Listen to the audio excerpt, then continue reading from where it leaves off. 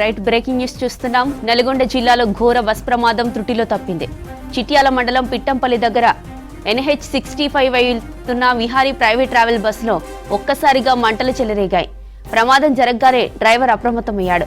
బస్సును వెంటనే నిలిపివేసి ప్రయాణికులను కిందకు దించారు. ప్రమాదంలో బస్ పూర్తిగా కాలి బూడిదైంది.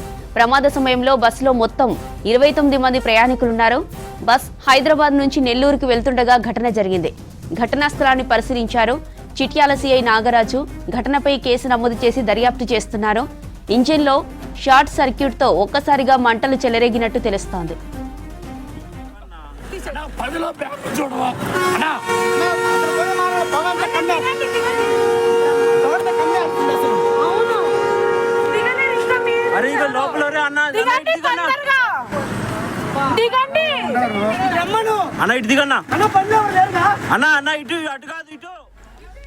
నల్గొండ జిల్లాలో ఘోర బస్ ప్రమాదం త్రుటిలో తప్పింది. చిట్యాల మండలం పిట్టంపల్లి దగ్గర NH65 పై వెళ్తున్న విహారీ ప్రైవేట్ ట్రావెల్ బస్సులో ఒక్కసారిగా మంటలు చెలరేగాయి. ప్రమాదం జరగగానే డ్రైవర్ అప్రమత్తమయ్యాడు. బస్సును వెంటనే నిలిపివేసి ప్రయాణికులను కిందకు దించారు.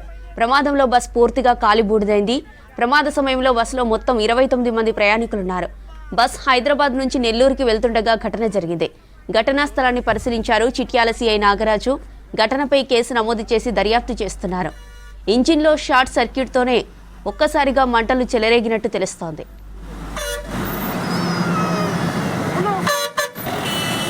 ఇవి అన్న